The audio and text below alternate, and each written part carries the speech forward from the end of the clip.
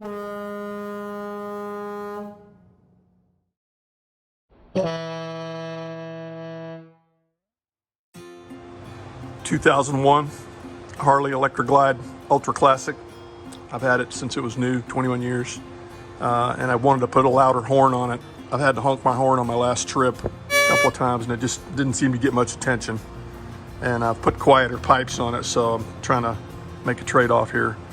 I took everything out of the box and read the instructions, looked at the wiring diagram, kind of read through everything, the README, step 1, step 2, step 3, and there's a little wiring diagram on the instructions. It's pretty straightforward how to wire it up. I do recommend using the relay. Do not try to wire this thing directly to your horn. I did kind of a test honk with a little power supply, and I used some thinner wires about the same gauge as the wires on my bike, and they heated up pretty good. I ran that compressor for about, 4 or 5 seconds, and they were almost too hot to touch. So this thing does come with a horn relay that has a 30 amp fuse on it, and I do highly recommend using that horn relay. It does complicate the installation quite a bit, and knowing where to mount the relay is also an issue. I put mine right there on the back, and I've got it nutted down with one of the horn actually mounting nuts. I also kept the original horn.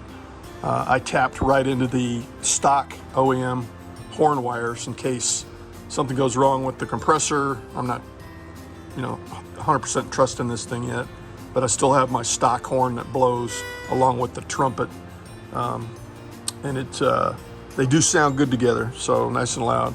But one of the complications I had when I first started to put it in was wanting to put it here. I needed to kind of make a standoff, so I had to use a 5/16 by 18 barrel nut to get this thing to stand out a little bit and sit away from my fuel injector supply hoses from the gas tank. So the compressor does fit nicely under here. The wires are not easy to hide.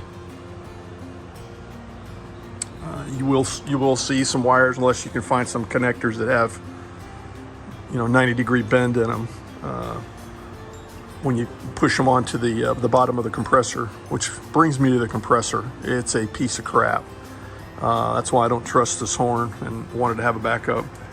As I was pushing the female part of the fitting onto the male spade that sticks out of the bottom of the actual compressor, the little compressor, it pushed it inside to the compressor, both of them, positive and negative. And I wasn't shoving on it real hard or anything like that. It was standard parts that came with the kit. I had to take the compressor apart and push them back through, and I epoxied them so they wouldn't shove back through.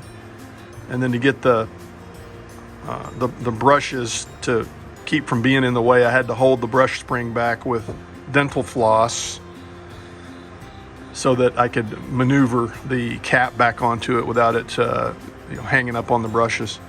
And it took that was about an hour of thinking, about an hour of doing. Wasted a lot of time, so I was on pins and needles around this little compressor, which I didn't want to break anything else on it, but it does work now. MotoHorn needs to do something about that compressor. It's not the greatest in the world. But again, like I said, I direct wired this original Harley horn that used to be inside here up to the original OEM factory wires, and I did use the 12 gauge wire for everything else on the horn and the compressor. So it does sound good. It's loud. Try to keep from hurting my hearing here.